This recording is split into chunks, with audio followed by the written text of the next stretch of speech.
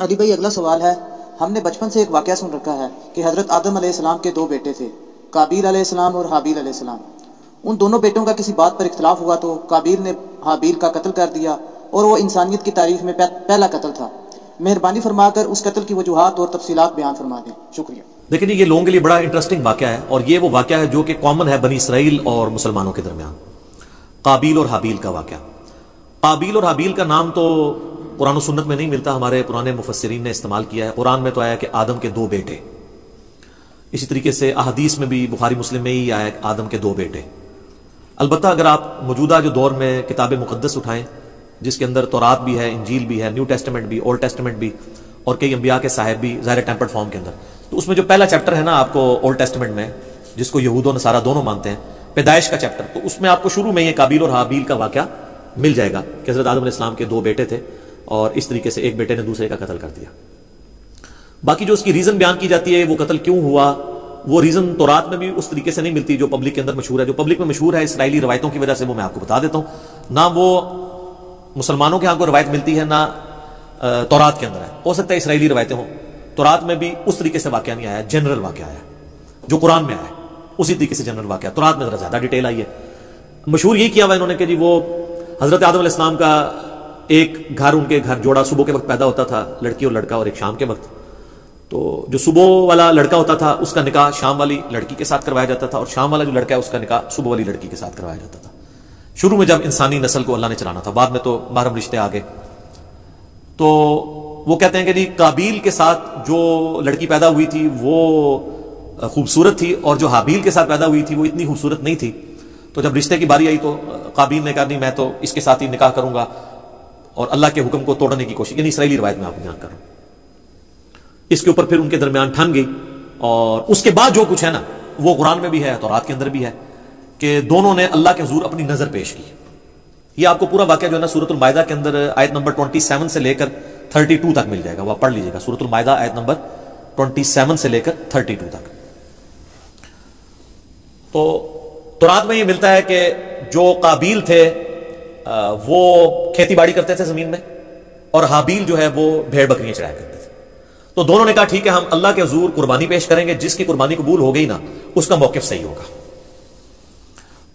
تو جو کسان تھا ظاہر ہے اس نے اپنی کھیتی پیش کرنی تھی، اس نے وہ اللہ کے سامنے پیش کی، اور حابیل جو تھا اس نے جو بھیڑ بکریاں یا کوئی مینڈا جو پالا تھا وہ دے دیا۔ وہ کہتے ہیں وہی مینڈا تھا جو اللہ نے اٹھا کے رکھ لیا، اور بعد میں حضرت ابراہیم علیہ السلام کے لیے وہ جو حضرت اسحاق کے لیے نازل ہوا بقول ان کے، اور ہمارے نزدیک حضرت اسماعیل کے لیے وہی مینڈا اتارا گیا تھا۔ تو سورہ ال عمران میں بھی آتا ہے کہ اگلے زمانوں میں بنی اسرائیل میں یہی ہوتا تھا کہ اللہ تعالیٰ قربانی اس طرح قبول کرتا تھا کہ آسمان سے ایک بجلی گرتی تھی، آگ کھا جاتی تھی، جس کو آگ کھا جائے یہ قبولیت کی دلیل، یہ سورہ ال عمران میں ملتا ہے۔ ایون مال غنیمت وہ جنگوں میں جو لوٹتے تھے نا وہ لا کے رکھتے تھے، آگ آگے ختم کر دیتی تھی۔ اس لیے بخاری مسلم میں ہے نا کہ اللہ نے میرے لیے جو ہے وہ مال غنیمت حلال کر دیا جو اگلوں کے لیے نہیں تھا۔ اس امت میں آپ خود بھی یوز کر سکتے ہیں وہ مال غنیمت۔ تو وہ آسمان سے آگ آئی تو اس مینڈے کو اٹھا کے لے گئی، اور کھیتی کو کچھ نہیں کیا۔ تو یہ اس بات کا ثبوت تھا کہ قابیل کی قربانی قبول نہیں ہوئی کھیتی والے کی، اور حابیل کی قبول ہو گئی ہے۔ تو اب تو اتنی بڑی دلیل دیکھنے کے بعد، لیکن آپ کو پتا ہے دل بےایمان تھے حجتاں ٹھیر، جب دل میں بےایمانی ہو تو پھر کئی ایک حجت ہے۔ تو قرآن یہ بتاتا ہے کہ اے نبی علیہ السلام ان الفاظ کے ساتھ ان کے سامنے، میں چلیں وہ موٹے موٹے آپ کو عربی کے بغیر ہی نا ڈائریکٹ ترجمہ کر دیتا ہوں تاکہ ہمارا ٹائم بچ جائے، کہ جو اللہ تعالیٰ نے الفاظ استعمال کیے ہیں اس واقعے کے اعتبار سے۔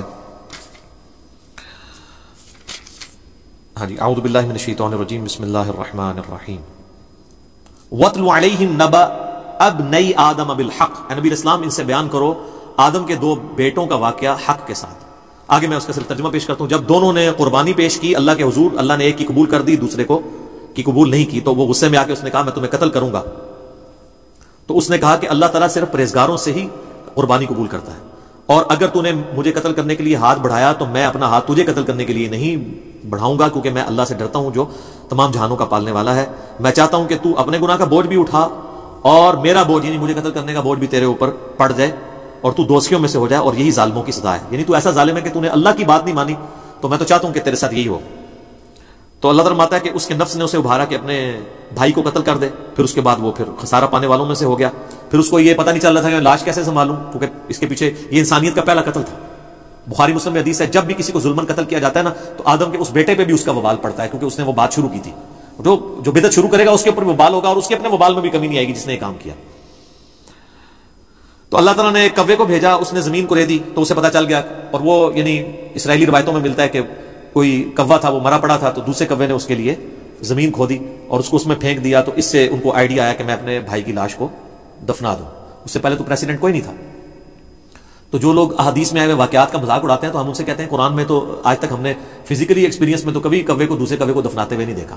یہی واقعہ اگر بخاری مسلم میں ہوتا ہے انہوں نے مذاق اڑانا تھا تو کہیں گے نہیں یہ اسپیشل کیس تھا، اللہ نے سکھانے کے لیے کیا تو اللہ کر سکتا ہے، معجزہ ہے. تو پھر اس طرح کے جو واقعات بخاری مسلم میں آتے ہیں وہ بھی معجزات کے طور پہ ہوتے ہیں، ان کا مذاق نہیں اڑانا چاہیے. تو پھر اس نے کہا ہے افسوس میں اپنے بھائی جیسا نہیں ہوں، میں اس کوے جیسا نہیں ہو سکا کہ اپنے بھائی کو دفنا سکتا. پھر وہ نادم ہو گیا اور پھر اللہ فرماتا ہے من اجل ذالک، اسی ایک واقعے کی وجہ سے کتبنا علی بنی اسرائیل، ہم نے یہ بات طے کر دی تھی بنی اسرائیل کے لیے، انہ من قتل نفسا بغیر نفس او فساد فی الارض فکأنما قتل الناس جميعا، اگر کسی جان نے دوسری جان کو قتل کیا بغیر اس کے کہ وہ جان کے بدلے جان ہو، وہ بھی جوڈیشری کے تھرو ہوگا، قتل کے بدلے قتل خود نہیں کرنا ہوگا، یا فساد فی الارض کی وجہ سے، تو گویا ایسا ہے جیسے اس نے پوری انسانیت کا قتل کر دیا. ومن احیاها فکأنما احیا الناس جميعا، اور جس نے کسی ایک انسان کی بھی جان بچا لی گویا اس نے پوری انسانیت کی جان بچا لی. یہ وہ حصہ ہے جو ڈاکٹروں نے ہاسپٹلس کے باہر لکھا ہوتا ہے اور اندر جو ہے وہ آپ سے ہزاروں روپے ہتھیارے ہوتے ہیں جی ایک جان کو بچایا تو پوری انسانیت کو بچا لی. الا ماشاءاللہ ڈاکٹر ہم سے ناراض ہو جاتے ہیں جب ہم مولویوں کے بارے میں بولتے ہیں، اس وقت بھی ناراض ہوتے ہیں. تو جب ہم تغلیب کے قاعدے میں بات کر رہے ہوتے ہیں کہ اکثر ڈاکٹرز ایسے ہی ہیں، پرہیزگار لوگ بھی موجود ہیں، تو وہ تغلیب کے قاعدے کو لیا کریں. جب ہم علماء پہ بات کرتے ہیں تو وہ بھی کیٹاگوریکلی جب کرتے ہیں اس پہ آپ خوش ہوتے ہیں، تو وہ بھی ہم سارے علماء کو نہیں کہہ رہے ہوتے، اکثریت کی بات کر رہے ہوتے ہیں. تو یہ وہ اللہ تعالیٰ نے فرمایا کہ یہ آدم کے بچے کا جو قتل تھا اس کے بعد ہم نے یہ طے کر دیا کہ ایک انسان کا قتل بھی پوری انسانیت کا قتل ہے، ایک انسان کو بچانا پوری انسانیت کو بچانا ہے. تو یہ وہ واقعہ تھا قابیل اور حابیل کا. اور اکثر لوگوں کو یہ یاد نہیں رہتا یہ قاتل کون تھا، قابیل تھا یا حابیل تھا. بھئی قاتل قاف الف ہے تو قابیل میں بھی یہی ہے، اور حابیل ہلاک ہا سے شروع ہوتا ہے، حابیل ہلاک ہوا ہے اور قابیل قاتل ہے. تو یہ یاد رکھنا آپ کو آسان ہے کہ قابیل قاتل اور حابیل ہلاک ہوا اس کے ہاتھوں. آسان طریقے نا، یہ ایک مدنی ٹوٹکا آپ کو بتا دیا یاد کرنا. باقی وہ جو ڈیٹیلز ملتی ہے نا کہ وہ چکر تھا، تورات میں بھی ایون نہیں ملتا کہ وہ کوئی لڑکی والا چکر تھا. ہو سکتا ہے بعد میں کسی نے اس کو، جس آپ دیکھیں ارتغل ڈرامہ ہے، اب وہ ارتغل تو ایک ہیرو ہے لیکن اس کے اندر اتنی لو سٹوریز انہوں نے ڈال کے نا اسے ایک رومانس پیدا کرنے کی کوشش کی تاکہ نوجوان نسل دیکھے. تو یہ میرا خیال کسی نے قابیل حابیل میں بھی نا رومانس پیدا کرنے کی کوشش کی ہے. اس کے پیچھے ہمارے پاس دلیل کوئی نہیں ہے کہ واقعی اس وجہ سے ہوا ہے یا کوئی اور ریزن تھی، کسی اور وجہ سے تھا، یا ان کی ویسے آپس میں ٹھان گئی کہ ہم قربانی پیش کرتے ہیں، دیکھتے ہیں اللہ کے حضور کون پرہیزگار ہے. کیونکہ اگر یہ واقعہ اس طریقے سے ہوتا تو یہ تو بہت بڑا واقعہ تھا، قرآن میں اس طریقے سے اس کو رپورٹ ہونا چاہیے تھا. اور قرآن میں اگر نہیں ہوا تو تورات میں بھی نہیں. میں نے اسپیشلی یعنی تورات اس حوالے سے کئی دفعہ دیکھی ہے. تو اچھا اس میں آپ کو لفظ قابیل نہیں ملے گا، قائن ملے گا، اور حابیل حابیل ہی ملے گا. تو بعض اوقات جیسے اب مکہ کی پروننسیشن بکہ بھی ہے تو ایک لفظ کی 2-3 پروننسیشن بھی ہوتی ہیں، ہو سکتا ہے وہ والی پروننسیشن بھی ملتی ہو. لیکن تورات کے اندر شروع میں چیپٹر ہے پیدائش، اس کے بھی تورات کھولتے ہی 3-4 صفحے پہ آپ کو ایک واقعہ ملے گا، اس میں بھی صرف قربانی کا ذکر ہے کہ دونوں نے کہا ہم قربانی کرتے ہیں تو دیکھتے ہیں کسی قبول ہو. کوئی لڑکی لڑکے والا چکر ہی کوئی نہیں اس کے اندر موجود. تو یہ کسی نے بنی اسرائیل میں عادت تھی نا یہ رنگ بھرنے والی، تو انہوں نے رنگ بھر دیا ہوگا اور وہ اسی طریقے سے پبلک میں یہ نہیں جاری ہے. پھر لیکن لوگ پوچھتے ہیں کہ اگر ایسا نہیں ہوا تو پھر یہ نسل انسانی شروع میں چلی کیسے ہے؟ نسل انسانی یقیناً شروع میں تو یہ جو آج ہم کہتے ہیں کہ بہن جو ہے وہ محرم ہے، تو یہ کس وجہ سے کہتے ہیں؟ اللہ نے اسے حکم کے طور پہ نازل کیا. اگر یہ حکم نہ ہو تو یہ محرم والا معاملہ نہ ہوتا. تو شروع میں یقیناً کسی چیز کو چلانے کے لیے اس وقت شریعت کے احکام ڈفرنٹ تھے، وقت کے ساتھ ساتھ شریعت احکام بدلے ہیں. نبی علیہ السلام کی مبارک شریعت میں کئی چیزیں جو حلال ہیں پہلے حرام تھی. بخاری مسلم میں آتا ہے کہ جی نبی علیہ السلام فرمایا اللہ نے میرے لیے پوری زمین سجدہ گاہ کی ہے، پہلے نہیں ہوتی تھی سجدہ گاہ. لوگ سفر پہ بھی جاتے تھے ساری نمازیں اکٹھی کر کے رکھتے تھے، پھر گھر آ کے یا کوئی مسجد ملتی تھی وہاں جا کے پڑھتے تھے. جی کتنا مشکل کام تھا. مال غنیمت حلال کر دیا گیا نبی علیہ السلام کے لیے، اگلے لوگوں کے لیے حلال نہیں تھا. تو شریعت میں احکامات اس زمانے میں یہ چیز ہوگی کہ جو حضرت آدم علیہ السلام کی جو اولاد پیدا ہوئی ہے، اور باقی یہ کہنا کہ صبح پیدا ہوتی تھی شام تک جوان ہو جاتی تھی، اس کی کوئی دلیل نہیں ملتی. اپنے ٹائم بھی جوان ہوتی ہوگی، حضرت آدم علیہ السلام کی بھی اتنی عمر تھی تو وہ آپ تھوڑا ان کو جوان ہونے تھے 15-20. یہ کون سا پاکستان انڈیا والا جوان ہونا ہے کہ 35 سال میں شادی ہو رہی ہے؟ 12-15 سال میں شادی ہو جاتی تھی. تو 12-15 سال کے اندر وہ اس طریقے سے شروع میں اللہ تعالیٰ نے اس سلسلے کو اس طریقے سے چلایا ہوگا. خود یعنی قرآن پاک میں اللہ تعالیٰ آتا ہے کہ ہم نے سورہ نساء کے اندر کہ ہم نے ایک جان سے سب کو پیدا کیا، اس سے اس کا جوڑا بنایا. اور بخاری مسلم میں آتا ہے کہ اما ہوا جو ہے وہ سیدنا آدم علیہ السلام کی پسلی سے پیدا ہوئی. قرآن میں بھی اشارتاً موجود ہے.